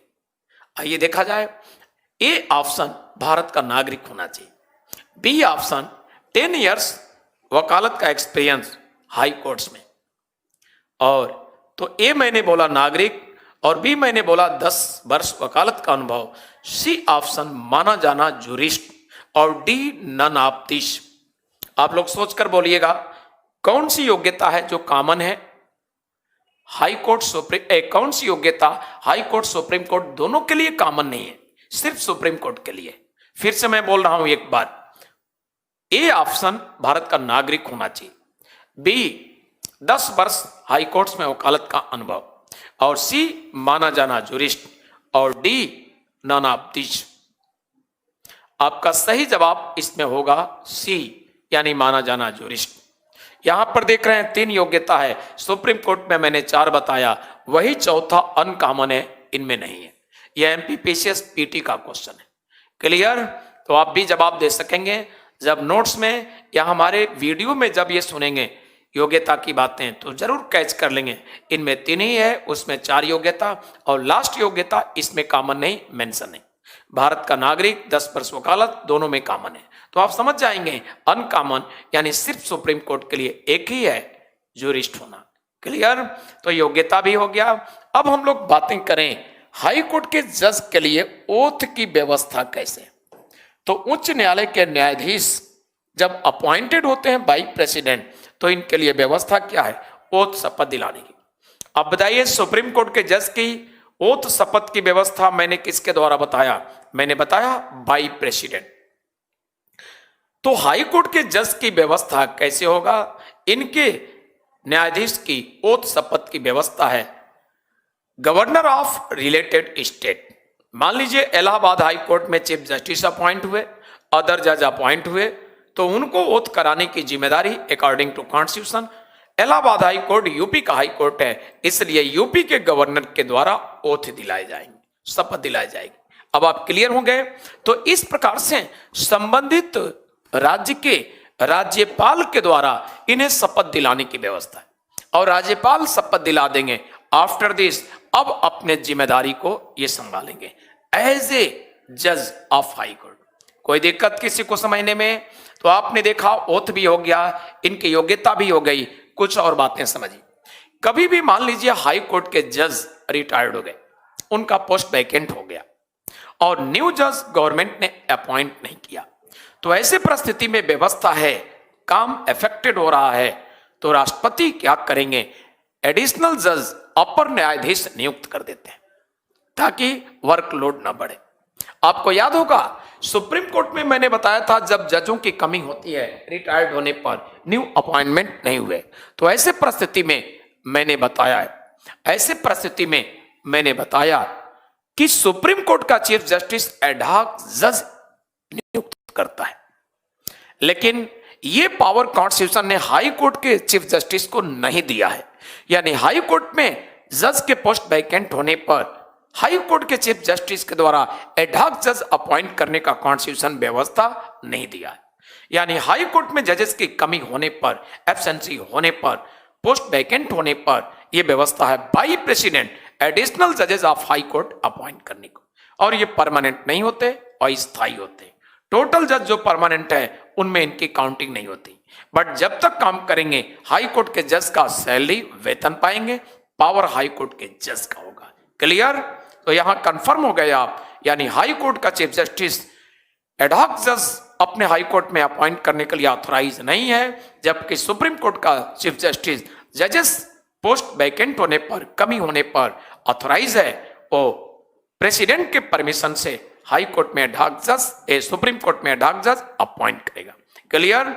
तो इस तरह से chief justice of high court और chief justice of supreme court के बिटवीन पावर के मामले में जो डिफरेंस है आपने देखा। आगे हम लोग चलते हैं और इसी के बाद हम लोग बातें करेंगे हाई कोर्ट्स के पावर एटसेट्रा। आइए देखा जाए भारत के जो उच्च न्यायालय हैं इनको पावर क्या क्या दिए गए हैं, इनके बारे में हम लोग बातें करें। तो आइए देखा जाए jurisdiction and power of high court.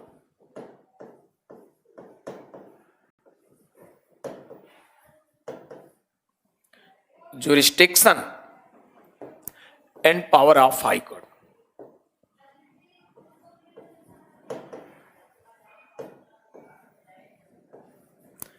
And powers of high court.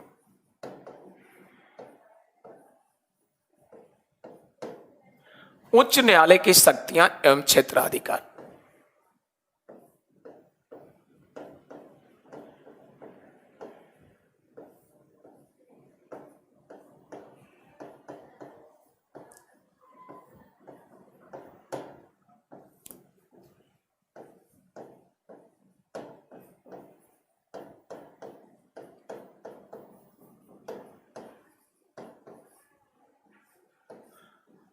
उच्च न्यायालय की शक्तियां एवं क्षेत्राधिकार। आइए देखा जाए इनके लिए क्या व्यवस्था है। देखिए हाई कोर्ट्स के बारे में थोड़ी सी और बातें कर लें, फिर मैं इनके पावर की बात करता हूं। ये फर्स्ट पावर होगा इनका, अभी बातें हम करेंगे लेकिन थोड़ी सी बातें कर लें। जैसे हाई कोर्ट का कोई जज है और कभी भी रिटायर्ड हो गया, उच्च न्यायालय का कोई न्यायाधीश है रिटायर्ड हो गया, तो ऐसे परिस्थिति में कमीशन आपसे क्वेश्चन ये करेगा कि हाई कोर्ट का रिटायर्ड जज इनमें से कहां प्रैक्टिस कर सकता है, वकालत कहां कर सकता है, उच्च न्यायालय से रिटायर्ड हुआ।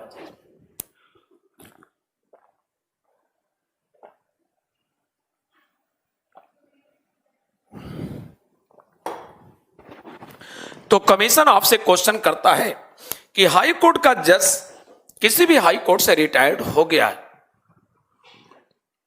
उच्च न्यायालय का न्यायाधीश किसी उच्च न्यायालय से रिटायर्ड हो गया है, तो ऐसे परिस्थिति में वकालत वो करना चाहता है, कहां वकालत कर सकता है? आप लोग बताइए, वकालत कहां कर सकता है? कोई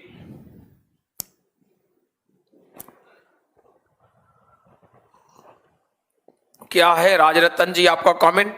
कमेंट तो कहीं है ही नहीं है। चलिए, वकालत करने की व्यवस्था दी गई है।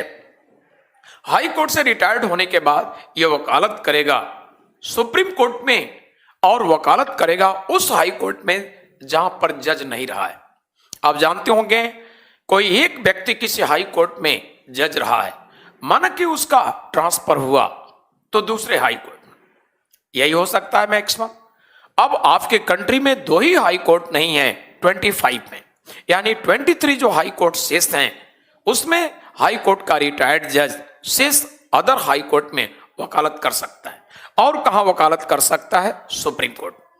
लेकिन कमीशन आपसे यह भी क्वेश्चन पूछा है कि कहां पर वकालत नहीं कर सकता है, तो आपका जवाब क्या होगा? आपका जवाब होगा उस हाई कोर्ट जहां पर जज रहा है और हाई कोर्ट से नीचे के कोर्ट यानी लोअर कोर्ट में वकालत नहीं कर सकता।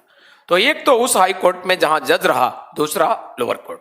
तो अंडर आर्टिकल 226 एक व्यवस्था है, इन पर रेस्ट्रिक्शन लगाए गए हैं जजेस पर वकालत करने पर।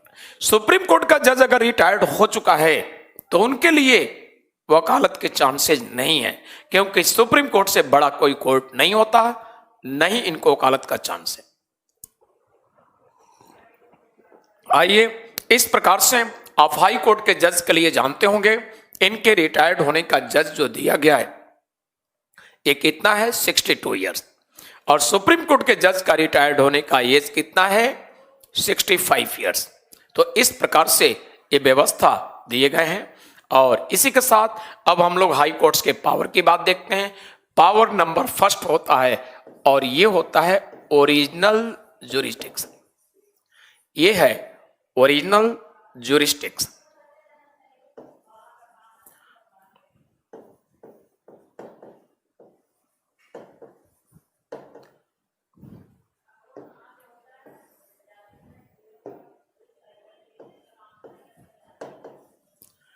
ओरिजिनल ज्यूरिसडिक्शन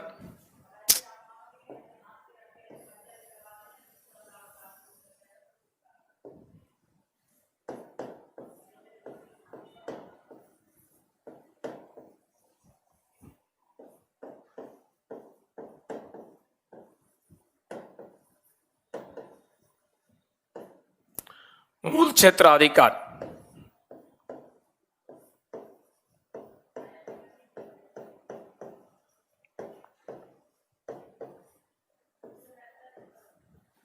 ओरिजिनल ज्यूरिसडिक्शन मूल क्षेत्राधिकार।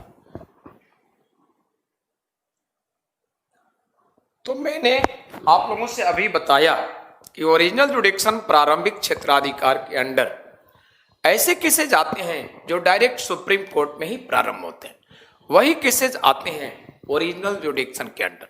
आइए देखा जाए ऐसे कौन से केस हैं जो सीधे राज्य के केसेज हाई कोर्ट में ही प्रारंभ हो गए। अजीत जी, लोअर का स्पेलिंग LOAR नहीं है, LOWER, लोअर कोर्ट। आइए देखा जाए तो ओरिजिनल ज्यूरिसडिक्शन के अंडर एक तो केस ये आएगा जिस स्टेट में हाई कोर्ट है उस स्टेट का जो पब्लिक सर्विस कमीशन होगा, और पब्लिक सर्विस कमीशन से रिलेटेड कोई डिस्प्यूट है तो आप जानते होंगे स्टेट का पब्लिक सर्विस कमीशन हो या सेंटर में UPSC union public service commission हो, ये ऑटोनॉमस बॉडी है, स्वायत्त निकाय है। इसलिए इनके अगेंस्ट हम आप कोई भी केस करते हैं तो डिस्ट्रिक्ट में नहीं जा सकते। कहां जाएंगे आप? State PSC, state public service commission के अगेंस्ट केस करते हैं तो ये केस प्रारंभ होगा कहां पर? High court. तो एक चीज आपने देखा, ये matters related to state PSC matters related to state PSC यानी राज्य लोक सेवा आयोग से संबंधित, राज्य लोक सेवा आयोग से संबंधित केस। और नेक्स्ट होगा इस प्रकार से, matters related to, matters related to, matters related to state government,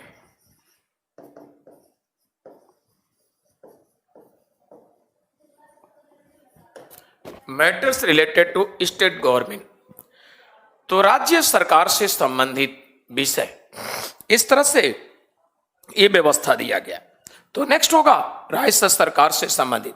मान लीजिए राज्य सरकार ने कोई भी इस तरह से लॉ मेकिंग किया, कुछ भी इस तरह के राज्य सरकार की व्यवस्था है और आप उनसे अनसेटिस्फाई हैं, उसी राज्य के आप हैं, तो अपने राज्य सरकार के अगेंस्ट कोई केस करेंगे तो ये केस प्रारंभ कहां होगा? Supreme court.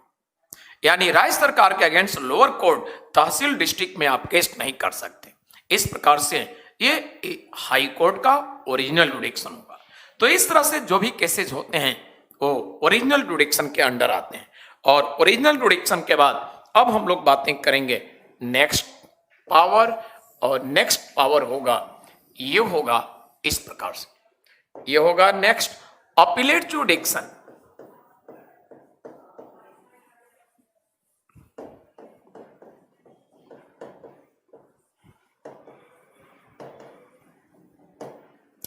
अपीलीय क्षेत्राधिकार,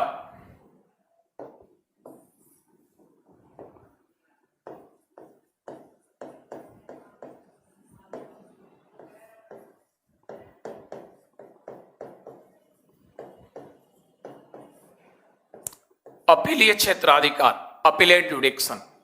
तो अपीलीय क्षेत्राधिकार, अपीलेट जुडिक्शन की जो व्यवस्था दी गई है वो इस प्रकार की व्यवस्था है। इसमें कोई भी स्टेट का डिस्ट्रिक्ट कोर्ट है और डिस्ट्रिक्ट कोर्ट ने कोई डिसीजन दिया, आप अनसेटिस्फाई हैं, तो न्याय की मांग में आप उस स्टेट के हाई कोर्ट में वो डिस्ट्रिक्ट कोर्ट के अगेंस्ट अपील हियरिंग करेंगे। तो डिस्ट्रिक्ट के सभी डिस्ट्रिक्ट जज के अगेंस्ट अपील हियरिंग करने के लिए कॉन्स्टिट्यूशनली ऑथराइज कौन है? उस स्टेट का हाई कोर्ट, और इसी पावर को कहते हैं अपीलेट जुडिक्शन। क्लियर? यानी अपीलीय क्षेत्राधिकार। थर्ड देखा जाए तो थर्ड होगा, ये होगा रीट जुरिस्डिक्शन। ये है रीट जुरिडिक्शन, यानी हिंदी होगा न्यायाधीश क्षेत्राधिकार।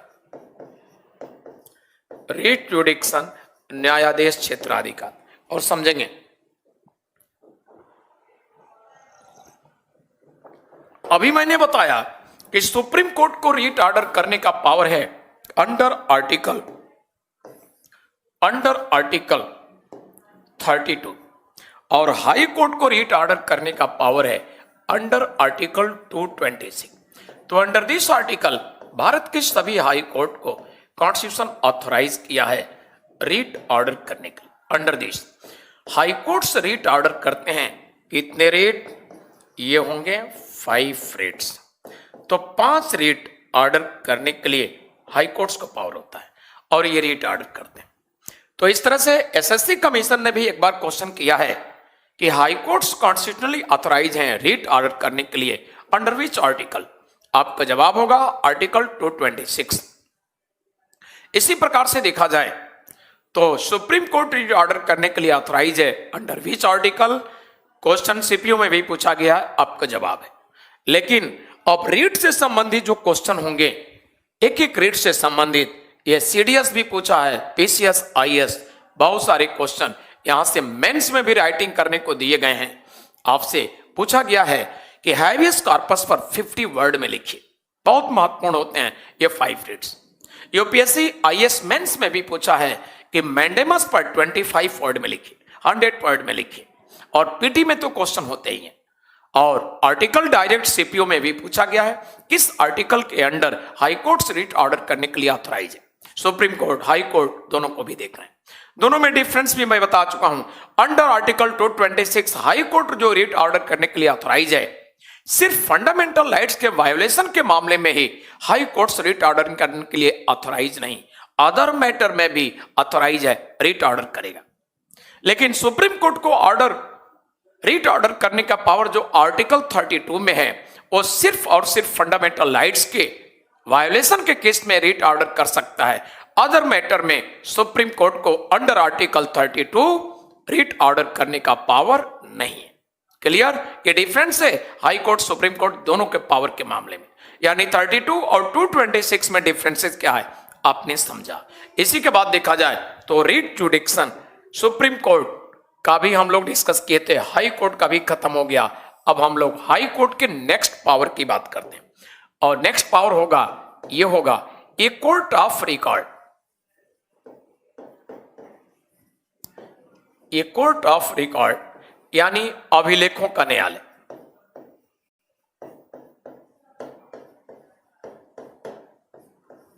और अभिलेखों का न्यायालय अभी हम लोग डिटेल बातें किए हैं और मैंने उसी समय बता दिया था कि आर्टिकल 215 के अंडर 215 के अंडर हाई कोर्ट्स को पावर है और आर्टिकल 129 के अंडर ये किसको पावर है सुप्रीम कोर्ट को। तो ये कोर्ट ऑफ रिकॉर्ड जो मैंने बताया कंटेम्प्ट ऑफ कोर्ट को क्लासिफाई करके डिटेल आपको दिखाया, उसी समय बता दिया था कि जब हाई कोर्ट का पावर बताऊंगा रिकॉल कराऊंगा, आप समझ जाइए बता चुका हूं। और इसी के बाद हम लोग देखते हैं फिफ्थ पावर। तो फिफ्थ पावर होगा ये होगा power of judicial review.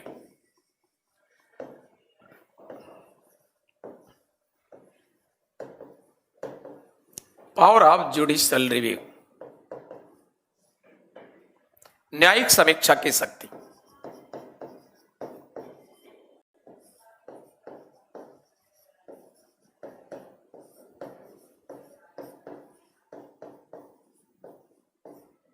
Power of judicial review, तो न्यायिक समीक्षा की शक्ति पावर ऑफ जुडिशियल रिव्यू मैंने बताया था आर्टिकल 137 के अंडर, और मैंने बताया था सुप्रीम कोर्ट हाई कोर्ट दोनों का पावर है। अदर किसी कोर्ट हो पावर ऑफ जुडिशियल रिव्यू का पावर नहीं। डिटेल डिस्कस कर चुका हूं, मैंने बताया था सिर्फ कॉल करूंगा आप समझ जाएंगे। इसी के साथ हम लोग नेक्स्ट पावर की बातें करते हैं और नेक्स्ट पावर होगा ये होगा सिक्स्थ। तो आइए सिक्स पावर देखा जाए। हाई कोर्ट का सिक्स पावर ये होगा control over subordinate court.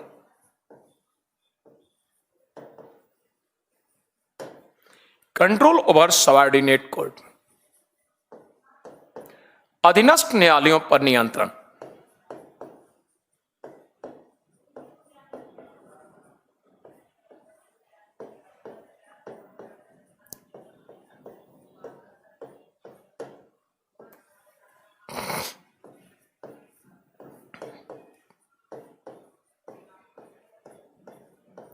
Control over subordinate court, अधीनस्थ न्यायालयों पर नियंत्रण। देखा जाए हाई कोर्ट्स लोअर कोर्ट पर किस तरह से कंट्रोल करता है।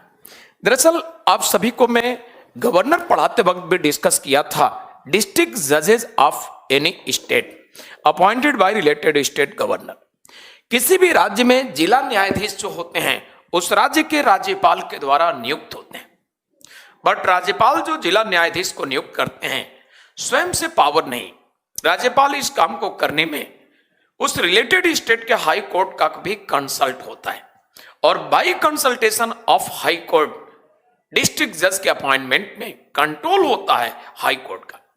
यानी किसी भी राज्य के जिले के न्यायाधीश की जो नियुक्ति होती है यह नियुक्ति उस राज्य के राज्यपाल के द्वारा होता है और राज्य के राज्यपाल जिला न्यायाधीश की नियुक्ति जो करते हैं उस नियुक्ति के मामले में ये राज्यपाल संबंधित राज्य के उच्च न्यायालय से कंसल्ट संपर्क भी करते हैं। तो इसलिए कंसल्टेशन परामर्श सलाह के द्वारा हाई कोर्ट का कंट्रोल माना गया है किस पर, डिस्ट्रिक्ट कोर्ट पर, और इसलिए कहा गया है कंट्रोल ओवर सबऑर्डिनेट कोर्ट, अधीनस्थ न्यायालयों पर नियंत्रण। इस प्रकार से देखा जाए तो हाई कोर्ट्स का लोअर कोर्ट्स पे कोई कंट्रोल करने का व्यवस्था नहीं, यानी ये पावर सिर्फ सुप्रीम कोर्ट को लोअर कोर्ट पे कंट्रोल का पावर नहीं, ये पावर इंडियन कॉन्स्टिट्यूशन में सिर्फ हाई कोर्ट को है।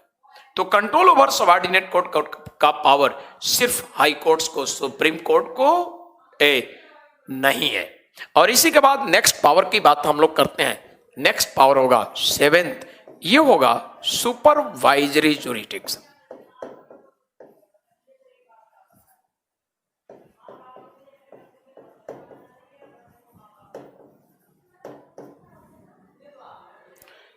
ये होगा सुपरवाइजरी जुरिस्डिक्शन।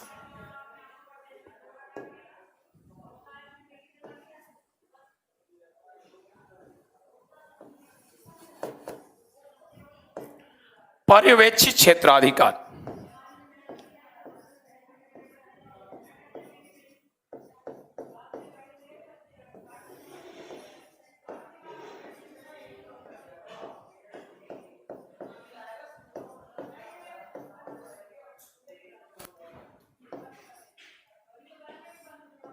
पर्यवेक्षी क्षेत्राधिकार।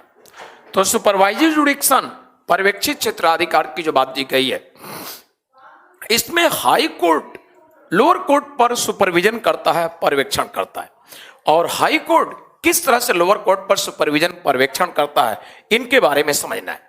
जैसे किसी भी स्टेट में, सपोज कर लीजिए किसी स्टेट का जो हाई कोर्ट है, उस स्टेट में मान लीजिए 42 डिस्ट्रिक्ट है, 45 डिस्ट्रिक्ट है, और हाई कोर्ट में मान लीजिए 18 जज हैं। तो एक जज के अंडर में कितने डिस्ट्रिक्ट आते हैं, एक जज के अंदर में जितने डिस्ट्रिक्ट, वह डिस्ट्रिक्ट जज पर सुपरविजन होता है रिलेटेड जज का। यानी सुपरविजन से मतलब जो भी नेगेटिविटी, जो कमियां हैं, उनको दिखाएंगे और साथ साथ गाइडलाइन, मार्गदर्शन भी करेंगे। ऐसे नहीं, ऐसा होना चाहिए। तो इसलिए ये कहते हैं कि हाई कोर्ट्स का सुपरविजन होता है, पर्यवेक्षण होता है लोअर कोर्ट, सबऑर्डिनेट कोर्ट पर। और इस तरह से ये पावर सुपरविजन का भी हाई कोर्ट्स को ही है। सुप्रीम कोर्ट का लोअर कोर्ट पर कोई सुपरवाइजरी पावर नहीं होते। एक चीज और समझिए, मैंने सुप्रीम कोर्ट का एडवाइजरी पावर जो कहा, ये हाई कोर्ट को नहीं है। तो किसी भी हाई कोर्ट्स को, किसी भी स्टेट के हाई कोर्ट को, राज्य सरकार को एडवाइजरी पावर नहीं, परामर्श देने की शक्ति नहीं है। तो एडवाइजरी पावर जो 143 था, यह सिर्फ सुप्रीम कोर्ट को है, किसी हाई कोर्ट को नहीं। सुपरवाइजरी पावर सिर्फ हाई कोर्ट को है, सुप्रीम कोर्ट को नहीं।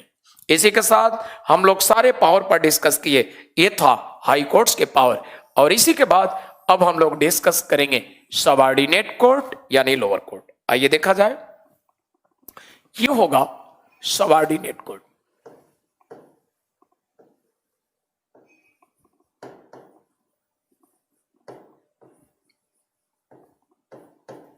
अधीनस्थ न्यायालय या लोअर कोर्ट कहेंगे।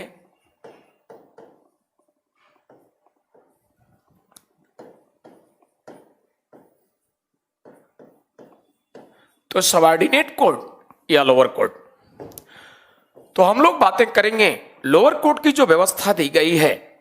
ये लोअर कोर्ट की व्यवस्था सबऑर्डिनेट कोर्ट की, ये जो होती है 3 टाइप्स के कोर्ट्स होते हैं। फर्स्ट होता है, इसको नाम दिया गया है सिविल कोर्ट, यानी दीवानी न्यायालय। दीवानी न्यायालय। और नेक्स्ट होता है, ये होता है क्रिमिनल कोर्ट,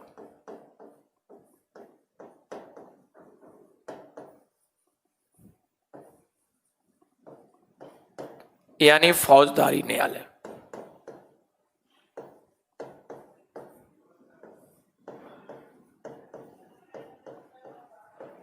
फौजदारी न्यायालय। और नेक्स्ट होता है, ये होता है रेवेन्यू कोर्ट। रेवेन्यू कोर्ट राजस्व न्यायालय।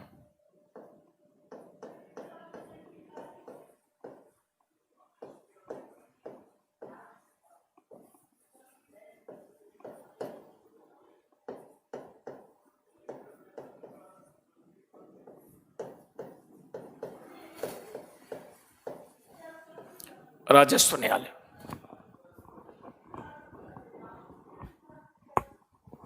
ठीक है। अब देखिए, पर्सनल प्रॉपर्टी के जो केसेज होते हैं हमारे आपके, वो केस कहां जाते हैं? वो जाते हैं सिविल कोर्ट। व्यक्तिगत कहीं आपका प्लॉट है, कहीं मकान है, दूसरे का भी है, डिस्प्यूट हो गया, ये केस कहां जाते हैं? सीधे जाते हैं सिविल कोर्ट। और उसी प्रॉपर्टी को लेकर बरसों से केस लड़ रहे हैं। अगर प्रॉपर्टी को लेकर जो केस लड़ रहे हैं, प्रॉपर्टी को लेकर काफी मारपीट हो गया, दोनों तरफ से डंडे पत्थर गोलियां चली, एक नया केस बन गया, तो इस तरह के केस का जो डिस्ट्रिक्ट का सबसे बड़ा जज हियरिंग करता है, मारपीट के केस का, तो इसको कहा जाता है डिस्ट्रिक्ट सेशन जज, ये होता है डिस्ट्रिक्ट सेशन जज। सेशन जज हिंदी में क्या बोलेंगे, सॉरी इसको मिटा देते हैं, मैं यहां इसको दिखा रहा हूं।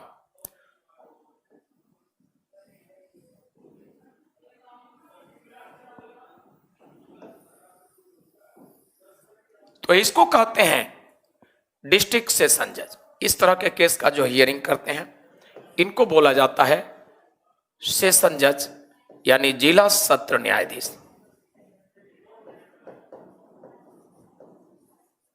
सत्र न्यायाधीश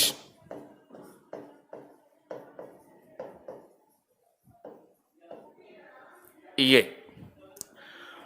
और प्रॉपर्टी से रिलेटेड केस का जो हियरिंग करते हैं इनको कहा गया है डिस्ट्रिक्ट जज।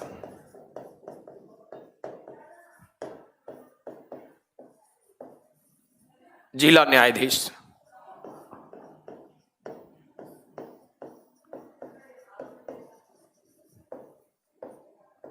जिला न्यायाधीश। और इस प्रकार से दोनों कोर्ट को मिलाकर जो कोर्ट बनते हैं, दोनों को मिलाकर जो कोर्ट बनते हैं उनको बोलते हैं डिस्ट्रिक्ट कोर्ट।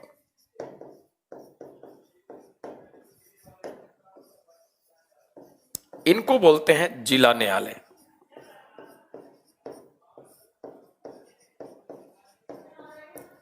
डिस्ट्रिक्ट कोर्ट, जिला न्यायालय। तो इस प्रकार से इसमें हम लोग बातें करें तो रेवेन्यू अभी बाहर है। हम लोग बातें करें रेवेन्यू कोर्ट में केसेस कैसे आते हैं। रेवेन्यू में केसेस आते हैं जो पब्लिक प्रॉपर्टी से रिलेटेड मैटर है, सार्वजनिक संपत्ति से संबंधित जो विवाद होते हैं वो केसेस जाते हैं revenue court. For example park होते हैं विभिन्न शहरों में, विभिन्न क्षेत्रों में। पार्क आप जानते होंगे किसी का पर्सनल प्रॉपर्टी नहीं होता। इसी प्रकार से बहुत सारे पब्लिक प्रॉपर्टी हैं, इनसे रिलेटेड जो केसेस होते हैं वो कहां जाते हैं, रेवेन्यू कोर्ट। तो किसी भी क्षेत्र में कोई पार्क है, डिस्प्यूट हुआ, केस कहां जाएगा, उस क्षेत्र का जो तहसीलदार है, तहसीलदार में। रेवेन्यू का सबसे छोटा कोर्ट। डिसीजन जजमेंट हो गया, उसके अगेंस्ट अब आगे अपील करेंगे किनके यहां, एसडीएम, एसडीएम यानी सब डिविजनल मजिस्ट्रेट। तो एसडीएम सब डिविजनल मजिस्ट्रेट को डिप्टी कलेक्टर भी बोला जाता है, ठीक है। इसके बाद जजमेंट आ गया डिप्टी कलेक्टर का, तो केस कहां जाएगा, कलेक्टर के यहां। कलेक्टर का भी जजमेंट डिसीजन आ गया, केस कहां जाएगा, ये जाएगा कलेक्टर के बाद कमिश्नर के यहां। कमिश्नर का भी डिसीजन आ गया, अब केस कहां जाएगा, बोर्ड ऑफ रेवेन्यू, राजस्व परिषद। इनका भी जजमेंट डिसीजन आ गया, केस कहां अपील होगा, हाई कोर्ट। उसके बाद अपील कहां होगा, सुप्रीम कोर्ट। तो आपने देखा जुडिशरी के मामले में सुप्रीम कोर्ट एक ऐसा कोर्ट है जो हर प्रकार के मामले, सिविल, क्राइम, रेवेन्यू, किसी तरह से केस हो, अंतिम डिसीजन कॉन्स्टिट्यूशन पावर दिया है सुप्रीम कोर्ट, वही देगा किसी भी तरह से केस। और वो जो डिसीजन ऑर्डर देता है वह एक लॉ, कानून के रूप में जाना गया है, क्योंकि उससे बड़ा कंट्री में कोई कोर्ट नहीं है। तो इस प्रकार से देखा जाए ये व्यवस्था दिया गया है और ये व्यवस्था आज रन कर रहा है। तो जुडिशरी के मामले में हम लोग देखें ये सभी कोर्ट है। आप देखे होंगे कुछ और भी कोर्ट मेकिंग किए गए, तैयार किए गए, बनाए गए हैं, जैसे फैमिली कोर्ट। बहुत सारे ऐसे डिस्प्यूट आपके कंट्री में हो गए, शादी हो रहा है और दहेज के लेकर प्रताड़ना, आग जलाना एटसेट्रा, ऐसे केसेस आने लगे, इसलिए India government family court establish किया। कुछ ऐसे केसेस जो लंबा डिले नहीं होगा, जल्दी उस पर डिसीजन चाहिए, इस तरह के कोर्ट को स्टैब्लिश किया गवर्नमेंट ने, और इस तरह के कोर्ट का नाम है फास्ट ट्रैक कोर्ट।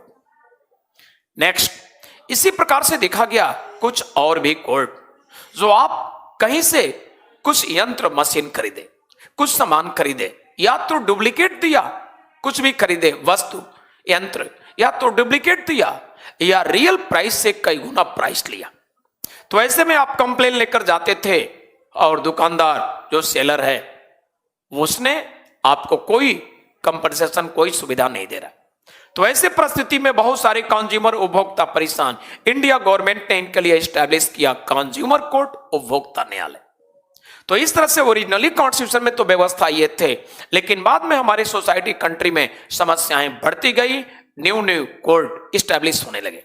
आगे चलिए, आपके कंट्री में दूर दराज में रहने वाले लोगों को समय से न्याय नहीं मिलता था, उसको देखते हुए आज आपके कंट्री में एक सेपरेट कोर्ट स्टैब्लिश है जिसका नाम है मोबाइल कोर्ट स्वचालित न्यायालय। कैसे होता है? एक बड़ी गाड़ी होती है जिसमें जजेस बैठ के जाते हैं, फाइल होंगे और ऑफिशियली 10 बजे गाड़ी पहुंच गया, 10 से 4 बजे तक हियरिंग हो रहा है, जजमेंट आ रहा है, 4 बजे गाड़ी आ गई मुख्यालय शहर में, यानी कंप्लीट कोर्ट ही आ गया, वहां परमानेंट बिल्डिंग नहीं है, तो इस कोर्ट को कहा गया है स्वचालित न्यायालय यानी मोबाइल कोर्ट। तो इस तरह से विभिन्न प्रकार के कोर्ट क्यों गवर्नमेंट स्टैब्लिश किया? क्योंकि जो जो परिस्थिति बदलती गई स्टैब्लिश करती गई। आज बताइए, आज से 15 साल पहले क्या आपके इंडिया में साइबर क्राइम सुनने को मिलता था? नहीं, लेकिन आज सुनने को मिल रहा है और ये क्राइम घट नहीं बल्कि बढ़ रहा है। इसी तरह से साइबर क्राइम बढ़ता गया तो फ्यूचर में इंडिया गवर्नमेंट अब पब्लिक की समस्या को देखते हुए सेपरेट संभव एक कोर्ट स्टैब्लिश करेगी जिसका नाम होगा साइबर क्राइम कोर्ट। आज अभी इतनी भयंकर स्थिति नहीं, बढ़ जाता है तो ऐसे परिस्थिति में गवर्नमेंट को करना होगा। तो कभी भी एसएसबी इंटरव्यू दे रहे हैं कमीशन के सामने, कमीशन ने आपसे पूछा कि प्रेजेंट टाइम में जितने भी कोर्ट स्टैब्लिश गवर्नमेंट ने किया है क्या इतने सफिशिएंट है या और भी कोर्ट स्टैब्लिश करने को गवर्नमेंट को जरूरत पड़ सकती है? आप ये बताइए कि प्रेजेंट टाइम में एग्जैक्टली फ्यूचर को इमेजिन नहीं किया सकता, तो आने वाले कल को हमारी सोसाइटी में कैसे क्राइम, कैसी परिस्थिति होगी, क्या सिचुएशन हालात सोसाइटी में होगी, एग्जैक्टली नहीं कहा जा सकता। तो अगर परिस्थितियां कुछ और होती है उनसे निपटने के लिए इसलिए संभावना है कि गवर्नमेंट और भी कोर्ट स्टैब्लिश कर सकती है। जितने कोर्ट हैं सफिशिएंट शब्द इस्तेमाल करना उचित नहीं है क्योंकि फ्यूचर को एग्जैक्टली कोई कुछ कह नहीं सकता। तो जैसी परिस्थिति होगी उसके अकॉर्डिंग अभी जो कोर्ट हैं उनके अतिरिक्त भी जरूरत पड़ सकते हैं, जैसे consumer court, family court, fast track court, mobile court, इसके अतिरिक्त लोक अदालत भी है, इसके अतिरिक्त और भी साइबर क्राइम कोर्ट की भी जरूरत पड़ सकती है। लोक अदालत एक ऐसा अदालत है जो आम सहमति से विवाद निपटाए जाते हैं। तो इतने तरह के अदालत कोर्ट हैं, आने वाले समय में एग्जैक्टली नहीं कहा जा सकता सफिशिएंट है। फ्यूचर में जैसी परिस्थिति उसके अकॉर्डिंग गवर्नमेंट और भी कोर्ट पर थिंकिंग विचार कर सकता है, इस्टेब्लिश कर सकता है। यही जवाब उचित है। ये कभी मत जवाब दीजिए कि जितने कोर्ट गवर्नमेंट इस्टेब्लिश कर चुकी है सफिशिएंट है। सफिशिएंट इसलिए कहना उचित नहीं है क्योंकि फ्यूचर को एग्जैक्टली कुछ कहा नहीं जा सकता, तो परिस्थिति के अनुसार हमारी गवर्नमेंट स्टेप डिसीजन लेगी। क्लियर? तो इस प्रकार से अच्छा, आशु जी कह रहे, आशीष बोल रहे हैं कि सर क्वालिटी का पीडीएफ नहीं मिला है इंग्लिश का। देखिए इंग्लिश हिंदी दोनों मैंने दिया है अपलोड करने को, आज क्लास से निकलते पूछता हूं, अगर नहीं किए होंगे दोबारा फोन करके अपलोड कराएंगे इंग्लिश हिंदी दोनों और मिल जाएगा। ठीक है, तो आज का क्लास इजाजत लेना चाहेंगे आप सभी से और इसी के साथ आज का क्लास मैं यहीं ऑफ करना चाहूंगा। राज रतन का विचार में देख लूं, सर क्या सीजीआई यूपीएससी का मेंबर हो सकता है? ये ध्यान दीजिए, सीजीआई का जो कद है उनसे बड़ा कद है। और ध्यान दीजिए जो यूपीएससी के मेंबर की बात होती है आप शायद नहीं जानते हैं इसलिए सीजीआई की बात करें। यूपीएससी के मेंबर होते हैं 9 to 11 और इसमें व्यवस्था है, इनमें 50% मेंबर ब्यूरोक्रेट्स होंगे रिटायर्ड, यानी स्पेशलिस्ट नहीं, इनको जर्नलिस्ट कहते हैं, आईएएस आईपीएस एटसेट्रा। और 50% 50% जो शेष बचते हैं ये टेक्नोक्रेट, विभिन्न क्षेत्रों के स्पेशलिस्ट, जैसे लिटरेचर का कोई बहुत बड़ा विद्वान, साइंस का बहुत बड़ा विद्वान, बहुत बड़ा इकोनॉमिस्ट एक पर्टिकुलर एरिया के। तो इस तरह से 50-50% इसमें जुडिशरी के लोग मेंबर नहीं होते हैं। तो इसलिए जो आपके दिमाग में सीजीआई है जरूरत ही नहीं, अब क्लियर, उनका फील्ड ही नहीं है। आपका जवाब हो गया। इस प्रकार से ये सारी बातें आपके सामने हैं। तो आज को क्लास आपसे इजाजत लेना चाहेंगे, यहीं अपने वाणी को विराम देना चाहेंगे। आज का क्लास यहीं ऑफ करते हैं। Thank you, good bye and take care.